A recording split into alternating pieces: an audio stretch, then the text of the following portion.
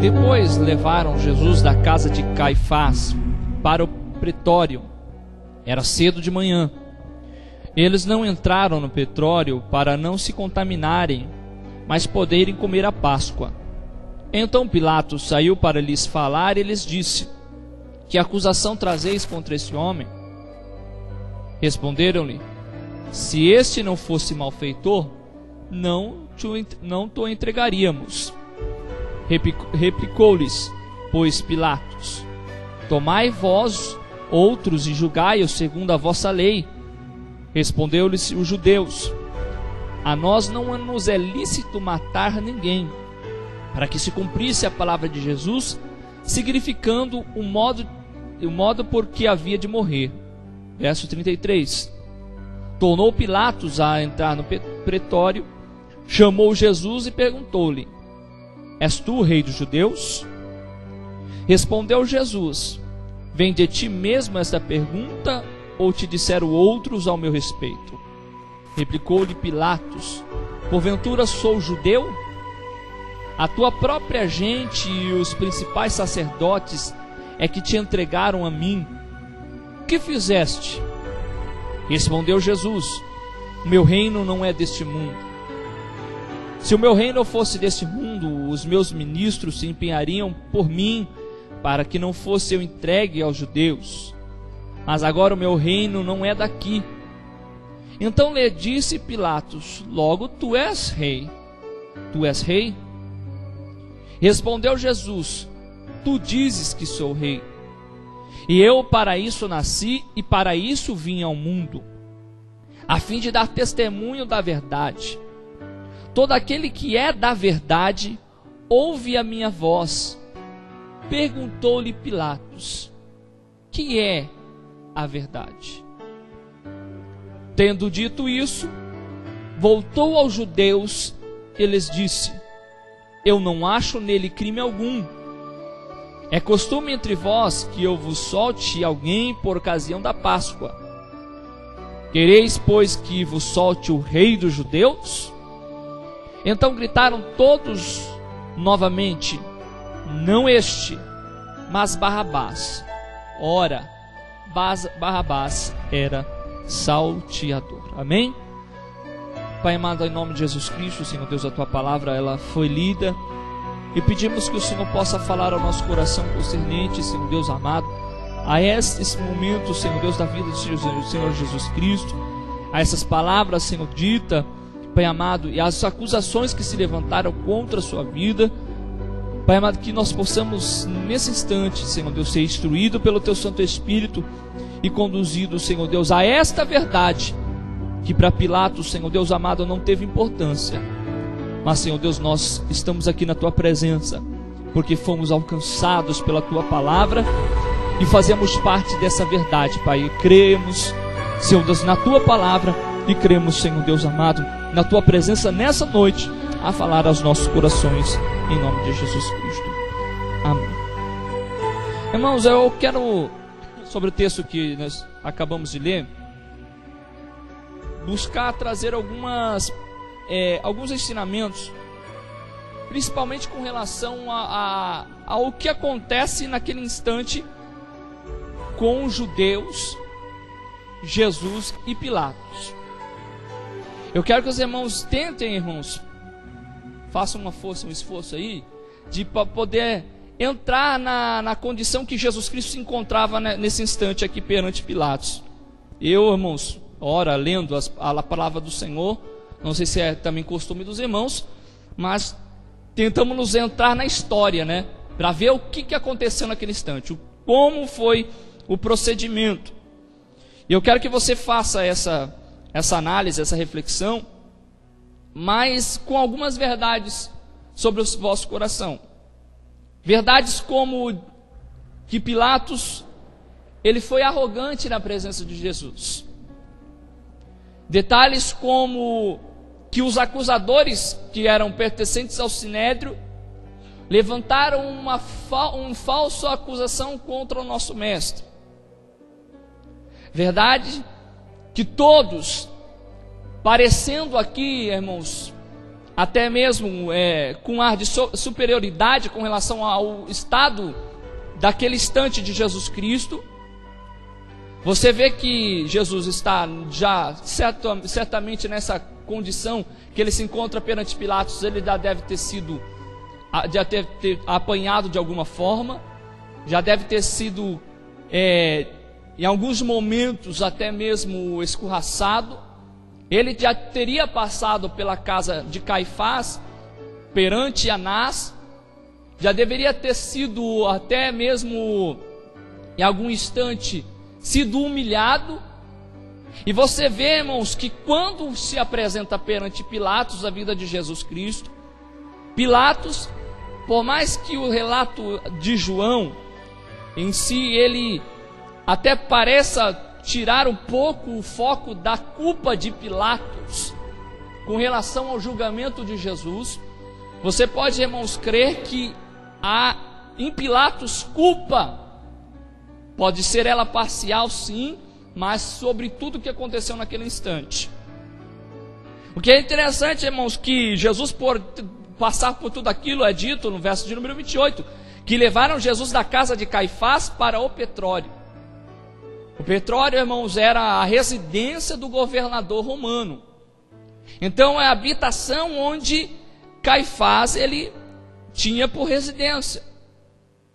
E ainda, irmãos, se deixa claro que o período que Jesus Cristo foi apresentado perante Pilatos era cedo de manhã, bem de cedo.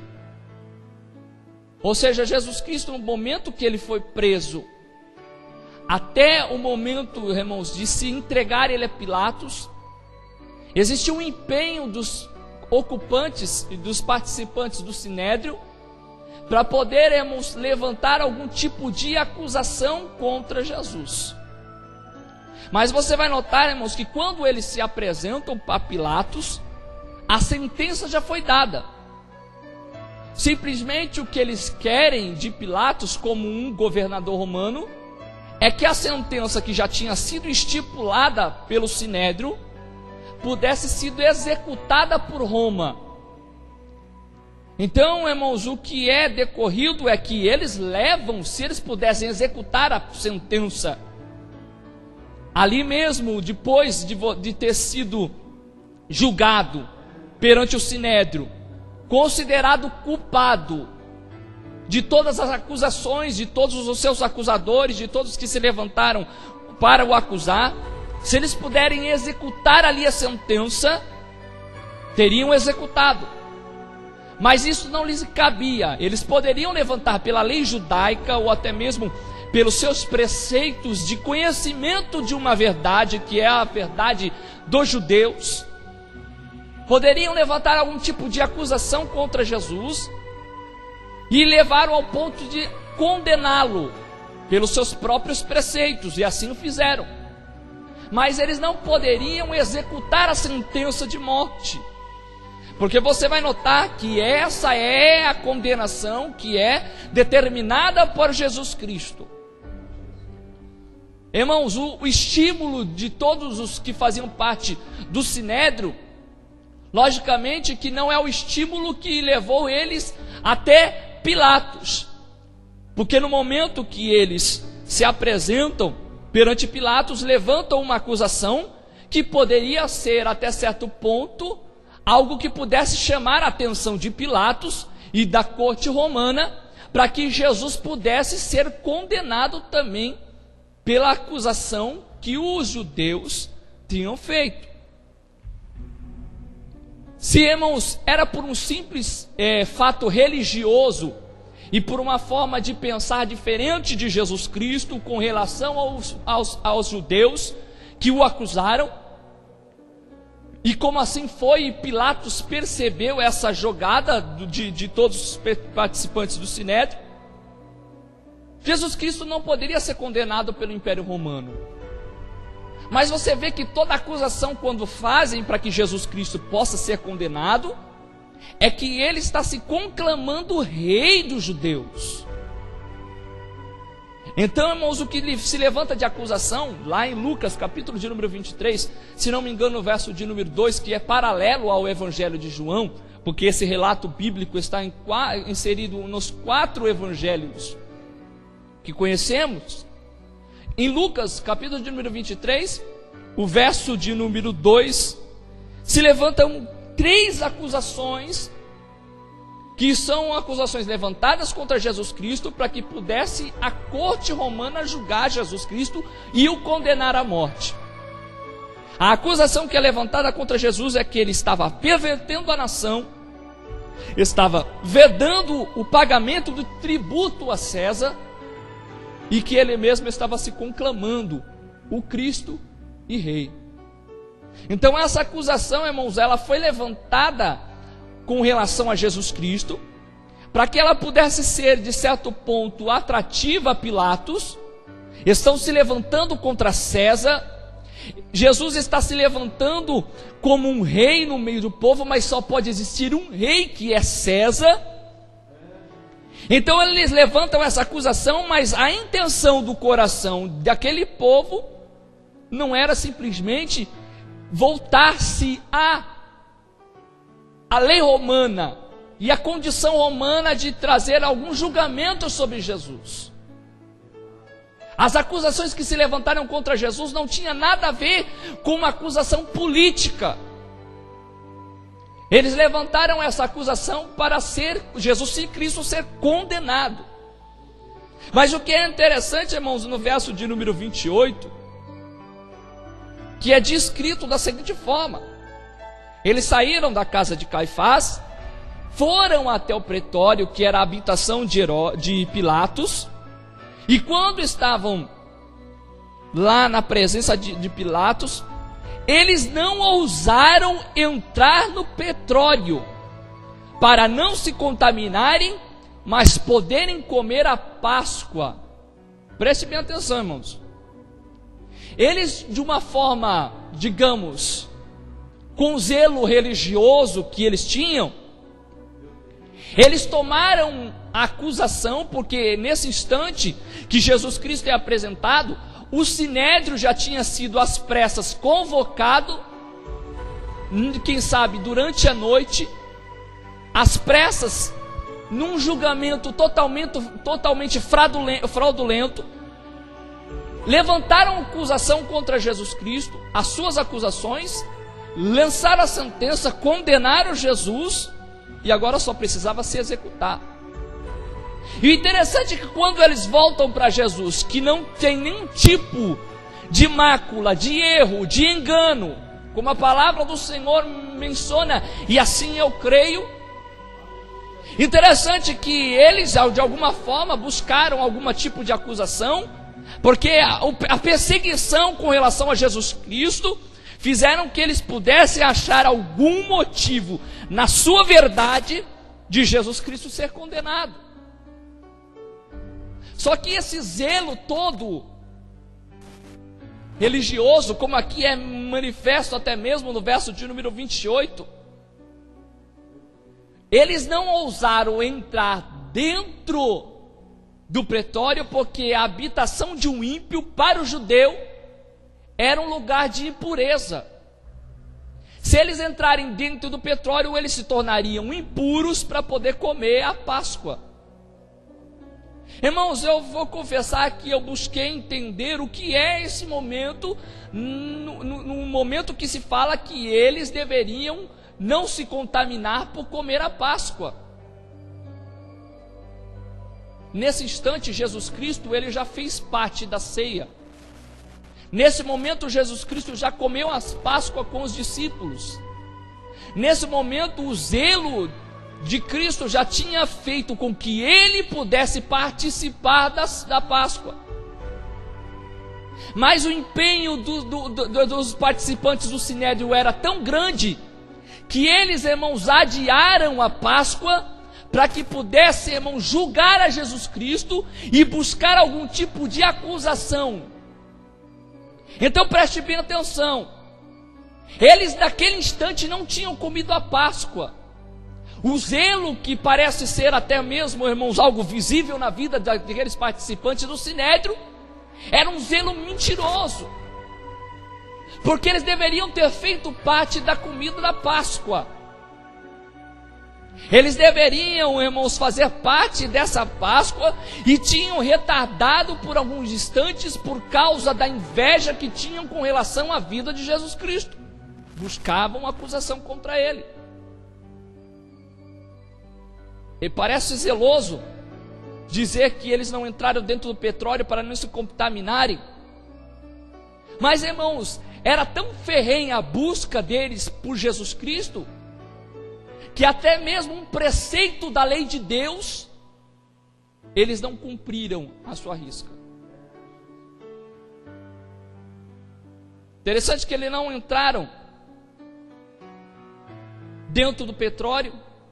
Pilatos teve que sair e ir ao encontro deles, como é descrito no verso de número 29. Então Pilatos saiu para lhes falar, e lhes disse: que acusação trazeis contra este homem? E aqui, irmãos, você no verso de número 30, você vai notar que a sentença foi dada, Jesus foi julgado pelo Sinédrio, foi executada uma sentença, foi declarado que ele era culpado. Que zelo é esse que, irmãos, esses homens têm com relação às coisas de Deus? Que tipo de zelo, irmãos, os pertencentes ao Sinédrio têm em fazer, irmãos, as preces, um julgamento de um homem inocente, ao ponto de o condenarem e declararem que ele é malfeitor? Verso de número 30. Respondeu-lhes: se este não fosse malfeitor, não te o entregaríamos. Ou seja, a sentença já tinha sido executada. Os zelosos da lei de Deus já tinham executado a sua sentença com relação a Jesus Cristo. Muitas das vezes as pessoas que se levantam, irmãos, contra o Evangelho, se levantam contra a pregação da palavra genuína, da palavra de Deus. Muitos são zelosos, aparentemente, se apresentam, irmãos, com uma roupagem até mesmo de santidade, intelectuais, sábios segundo o mundo, e se apresentam, irmãos, como homens zelosos pela verdade. Mas é interessante que mesmo a acusação que foi feita contra Jesus Cristo foi decretado, foi executado e dito que Jesus Cristo era malfeitor. Ao ponto que, verso de número 21, replicou-lhes, pois, Pilatos: então, se ele é culpado, se vocês julgaram ele culpado, tome eles, segundo a sua própria lei, julgai ele, execute a sentença. Tanto que o judeu falou assim: não temos o poder de executar a sentença. Por mais que nós condenamos Jesus Cristo e o colocamos como um malfeitor, cabe a Roma executar a sentença. Não nos é lícito matar. E, irmãos, você vê como que o plano divino na história da humanidade, e principalmente nos fatos decorrentes da vida de Jesus Cristo, está sobre um controle da vontade de Deus. Porque este fato em si, ele não era simplesmente um querer do Sinédrio, não é simplesmente porque o Sinédrio tinha acusado Jesus Cristo e levantado a acusação contra ele, mas também isso era um propósito divino. O verso de número 22 vai, irmãos, deixar isso bem claro. Quando é dito no verso de número 1: a nós não é lícito matar ninguém, para que se cumprisse a palavra de Jesus, significando o modo por que haveria de morrer. Se você, irmãos, buscar os relatos de próprio João, Evangelho de João, você vai ver que Jesus Cristo, por algumas vezes, descreve o modo de morte que ele sofreria. No capítulo de número 3, quando ele está com uma conversa com Nicodemos, capítulo de número 3, verso 14, diz que ele seria levantado, como a serpente foi levantada no deserto. No capítulo de número 12, agora não me engano, irmão, se me recordo, diz que Jesus Cristo disse: quando eu for levantado da terra, atrairei muitos a mim. Então essas palavras deveriam se cumprir segundo as palavras que Jesus Cristo tinha proferido. Então até mesmo, irmãos, o julgamento romano com relação à vida de Jesus Cristo, por mais que tenha sido uma jogada do Sinédrio, por mais que tinham levantado alguma acusação e levantado até Pilatos, era um propósito divino para que se cumprisse segundo as profecias que tinham se levantado e as palavras que tinham descritas. Tornou Pilatos, verso 33, a entrar no petróleo, e nesse instante Pilatos ele começa a fazer um interrogatório com Jesus Cristo e perguntou-lhe: és tu o rei dos judeus? Jesus, irmãos, ele responde com outra pergunta: vem de ti mesmo esta pergunta, ou te disseram outros ao meu respeito? Você vê que nota que Jesus Cristo ele volta para Pilatos e fala assim: estão dizendo para você que eu sou rei dos judeus? E entenda, irmãos, esse contexto. Para o Sinédrio era muito melhor, vantajoso você levantar a acusação sobre a posição de Jesus Cristo política, porque eles queriam apresentar Jesus Cristo como irmãos, badenador no meio do povo, que pudesse trazer algum tipo de desconforto a Roma, em vez de apresentar, irmãos, que eles tinham algumas divergências religiosas. E quando Jesus Cristo replica e volta a pergunta para Pilatos, fala: quem te disse? Isso vem de vós mesmos, ou te disseram outros que eu sou rei? Replicou-lhe Pilatos e disse: porventura eu sou judeu? Eu sou do meio do teu povo? Sou eu que na verdade estou te perseguindo, que estou te acusando? Sou eu que estou levantando acusação contra a sua vida? A tua própria gente, os principais sacerdotes, é que te entregaram a mim. O que você fez? Qual que foi o seu erro? Qual tipo de engano que você cometeu? E Jesus Cristo, irmãos, então responde, verso de número 36. Não esse questionamento segundo o de Pilatos, mas o primeiro, sobre a pergunta que Pilatos tinha feito: és tu o rei dos judeus? E Jesus, irmãos, responde no verso de número 36 dizendo: o meu reino não é deste mundo. Se o meu reino fosse deste mundo, os meus ministros se empenhariam por mim, para que não fosse eu entregue aos judeus. Mas agora o meu reino não é daqui. Quando, irmãos, levantavam a acusação contra Jesus, para levantar ele como uma acusação política, Jesus ele replica a Pilatos dizendo: eu não tenho nada a ver com Roma. O meu reino não é humano.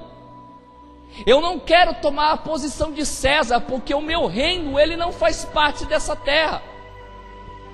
O reino de Jesus Cristo ele não é um reino humano, mas é um reino celestial. Por isso que é dito: o meu reino não é daqui. Se o meu reino fosse desse mundo, aqueles que estivessem sobre o meu reino se empenhariam. Mas o meu reino não é deste mundo. Os meus ministros se empenhariam se fossem, para que eu não fosse entregue aos judeus. Mas o meu reino não é daqui. Então, irmãos, Pilatos, pela declaração de Jesus Cristo, ele percebeu que por mais que Jesus Cristo não se declarasse o rei dos judeus, ele se dizia rei. A própria declaração de Jesus Cristo, irmãos, manifestava que por mais que ele não fosse de um reino terrestre, ele era rei de algum lugar, de alguma forma. E Pilatos logo pergunta novamente: logo tu és rei? Respondeu Jesus: tu dizes que eu sou. Eu para isso nasci, e para isso vim ao mundo, a fim de dar testemunho da verdade. Todo aquele que é da verdade ouve a minha voz. Perguntou-lhes Pilatos: que é a verdade? É quase que uma pergunta filosófica, né, irmãos? O que é a verdade? O que é a verdade, irmãos? Se você perguntar de uma forma filosófica a filósofos do nosso dia, o que vão dizer? Ou até mesmo aos filósofos gregos dos tempos de Platão, Aristóteles, o que é a verdade? Na verdade, irmãos, a pergunta de Pilatos não é uma pergunta que traz a intenção de ele querer saber de Jesus Cristo qual é a verdade. Ele não tem interesse nenhum, algum. Existe um ar de soberba entre Pilatos e Jesus Cristo. Em todas as acusações que Pilatos ele faz para Jesus, todos os questionamentos, você pode colocar um ar de soberba. Então quer dizer que você é rei?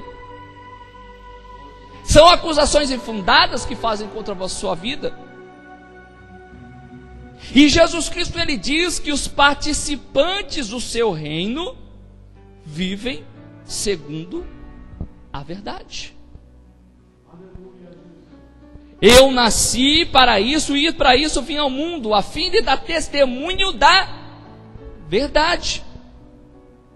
Todo aquele que é da verdade ouve a minha voz. E aí nós nos voltamos lá em João 10, a quando Jesus Cristo ele menciona que as ovelhas reconhecem a voz do seu pastor, ouvem a sua voz e o seguem. O interessante é que o reino de Cristo, ele não é um reino terreno, porque nós estamos, irmãos, aqui levantando pelo menos 3 aparentes verdades descritas aqui nesse texto. Uma que é a verdade dos judeus, que foi a verdade que levou que Jesus Cristo fosse condenado às pressas e em uma sentença dada às escondidas. Segunda, irmãos, declaração de verdade, era uma outra verdade, que era a verdade de Pilatos. Para Pilatos, irmãos, a verdade dele era que o Império Romano dominava, que tudo estava subjugado ao Império Romano, que o rei era César, e toda a declaração que aqueles judeus faziam não tinha fundamento, porque não existia um rei. E existia uma verdade absoluta, que é a verdade descrita por Jesus Cristo. Quando nós entramos, irmãos, para poder falar sobre essa expressão verdade no Evangelho de João, você vai entender, irmãos, no Evangelho joanino, que essa é uma das expressões mais utilizadas em seu Evangelho. Para você, irmãos, ter menção do que é o Evangelho joanino, falando sobre a verdade e sobre o significado de verdade, é declarado pelo menos 163 vezes no Evangelho de João. Não existe livro que possa, irmãos, passar e falar mais sobre essa expressão verdade do que o Evangelho joanino. O único que se equipara com o Evangelho joanino é os Salmos, que existe um número muito maior de extensão. Quando nós falamos sobre a expressão verdade, o Evangelho de João é o único que, irmãos, faz declarações trazendo a atenção dos ouvintes a quando Jesus Cristo vai ensinar alguma verdade. E é pela expressão que é descrito 25 vezes no Evangelho de João: em verdade vos digo. Em nenhum outro livro da Bíblia é utilizado a expressão em verdade. Outros livros da Bíblia usam a expressão em verdade, mas a duplicidade da palavra, que traz na verdade, irmãos, uma referência a você prestar atenção ao que está sendo declarado e o que está sendo dito naquele momento, só é declarado por João. Quando, irmãos, essa palavra em verdade, ela nós podemos compreender que é descrito no Evangelho de João. Quando nós vamos dizer que alguma coisa ela tem um grau de grandeza excedente ao normal, na nossa língua portuguesa nós, irmãos, colocamos um sufixo "simo" no final. Ou seja, se algo é grande, ou queremos dar uma ênfase à grandiosidade, dizemos que aquilo é grandiosíssimo. Quando dizemos que algo é santo e queremos dar uma ênfase à santidade, nós falamos que aquilo é santíssimo. Agora, irmãos, quando falamos na expressão do que é dito a verdade, se trazemos para a nossa língua portuguesa o que é descrito por Jesus Cristo por inúmeras vezes no Evangelho de João, seria semelhante a dizer que a palavra que é descrita por Jesus não é apenas verdade, mas é verdadeirasíssima, ou seria outra expressão. A verdade de Jesus Cristo é absoluta. A verdade de Jesus Cristo, irmãos, ela não é conhecida como a verdade do mundo. O interessante, irmãos, que quando Jesus Cristo ele fala por inúmeras vezes no Evangelho de João, ele vai dizer, irmãos, incansáveis vezes sobre o significado de verdade. Evangelho de João, capítulo de número 14, verso de número 6, ele próprio se declara como sendo a verdade. Eu sou o caminho, a verdade e a vida. Quando, irmãos, nós lemos, irmãos, falando sobre o conhecimento da verdade, o Evangelho de João vai descrever: conhecereis a verdade e a verdade vos libertará. Evangelho de João.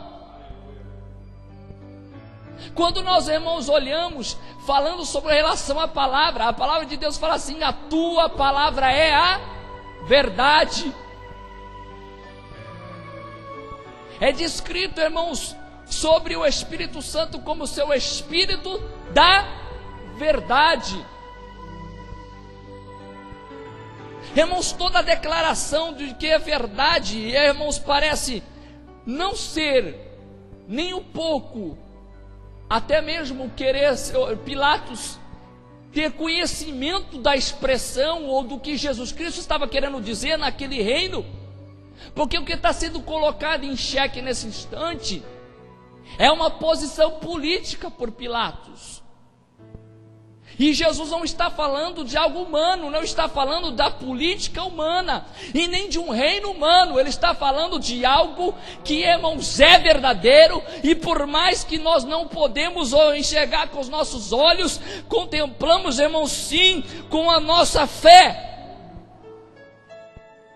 Quando nós falamos de algo, irmãos, espiritual, nós não conseguimos enxergar com os olhos carnais, e pelo fato de muitas pessoas não conseguirem enxergar com os olhos físicos, isso não quer dizer que aquilo não seja verdade absoluta, algo verdadeiro, algo que não possa ser provado. Porque o que Jesus Cristo está falando nesse instante não é algo visível. O que Jesus Cristo está colocando perante Pilatos não é um reino constituído por um rei humano, por súditos humanos, com um castelo e um palácio construído com materiais terrenos. Jesus Cristo está colocando perante Pilatos um reino espiritual, com um rei espiritual, com uma morada espiritual, com uma verdade espiritual. E mesmo por isso, isso não significa que tudo aquilo é mentiroso, porque a verdade absoluta não é simplesmente o que os nossos olhos são conduzidos a enxergar. A verdade, ela é manifesta por aquilo que Jesus Cristo declara na sua palavra.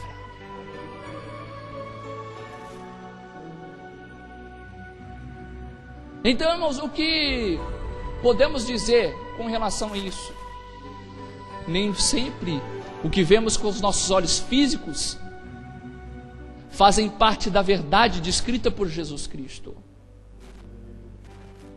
Mas aquilo que não é descrito pelos nossos próprios olhos e não podemos, irmãos, enxergar, por Jesus Cristo é descrito como verdade, como verdadeiro.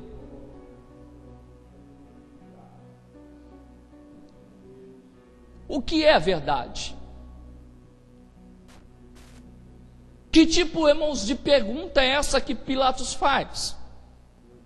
Mesmo desdenhando de quem pergunta, mesmo dando de cara, irmãos, perante Jesus Cristo, falando, não querendo saber da resposta que lhe faz a pergunta a Jesus Cristo. Porque a verdade, irmãos, nos dias de hoje, cada um tem a sua convicção do que é verdadeiro, daquilo que, irmãos, é verdade, daquilo que possa ser provado, daquilo que possa ser, irmãos, descrito, visto.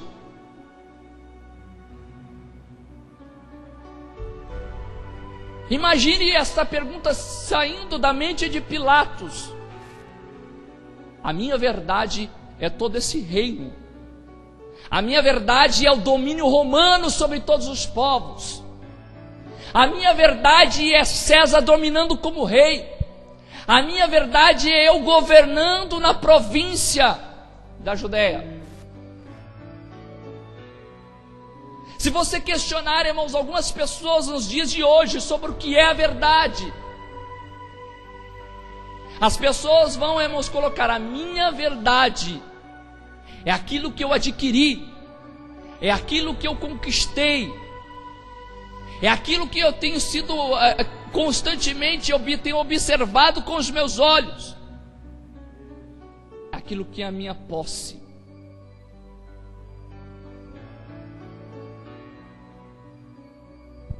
Voltemos à expressão de Jesus Cristo no verso 37. Então lhe disse Pilatos, logo tu és rei?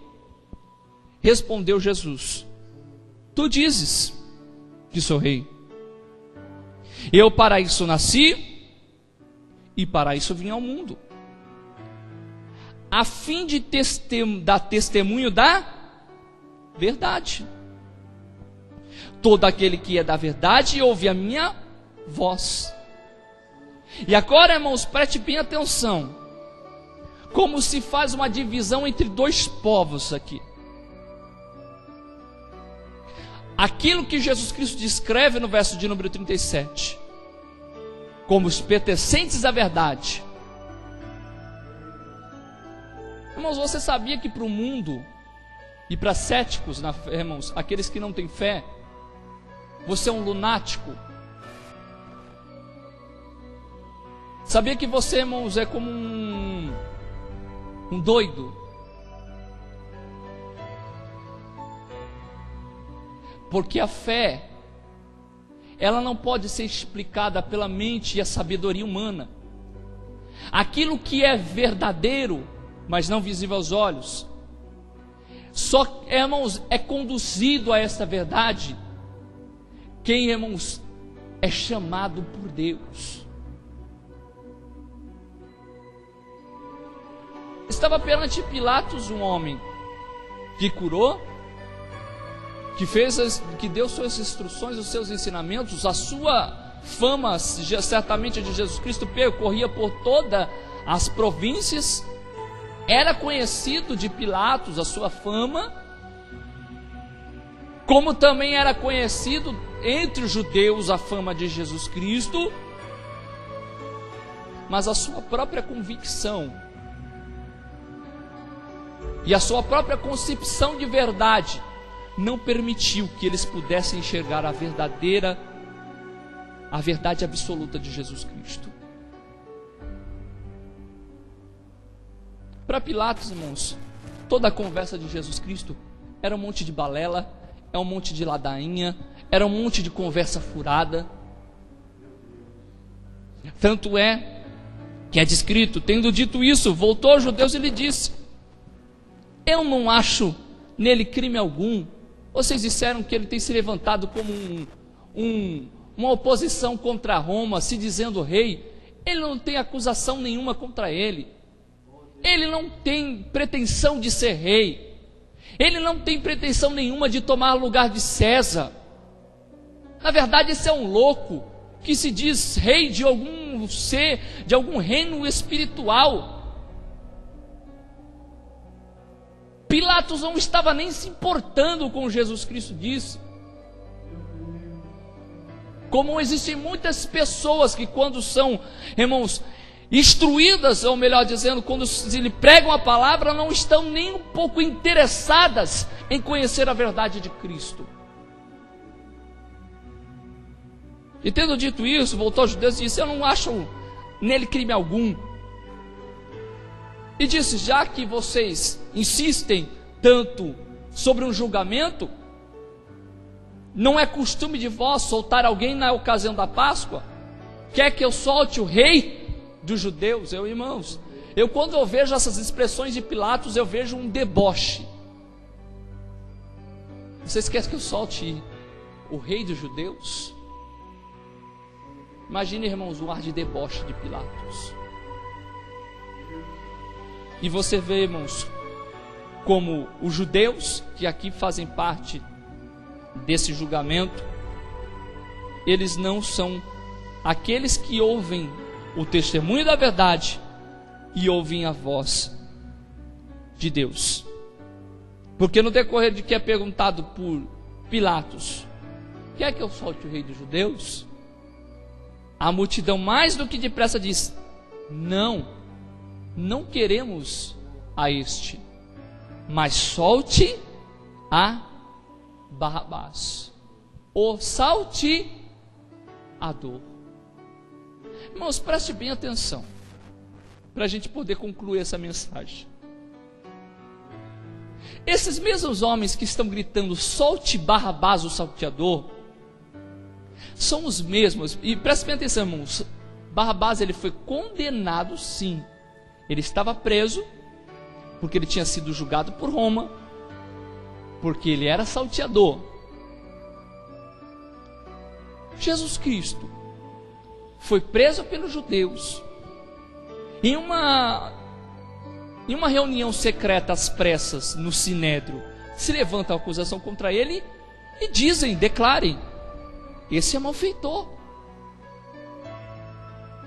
Então agora você tem justo e tem um malfeitor. Na nossa visão, o justo, o Cristo. O malfeitor, Barrabás. Mas quando é declarado para os judeus o justo e o malfeitor, o justo é Barrabás e o malfeitor é Jesus Cristo. Irmãos, a instrução da verdade, ela só vem pelo Espírito de Deus. Você vê como que é a cegueira humana com relação, irmãos, à verdade, ao ponto de tornar um justo culpado, mas também de tornar um culpado justo.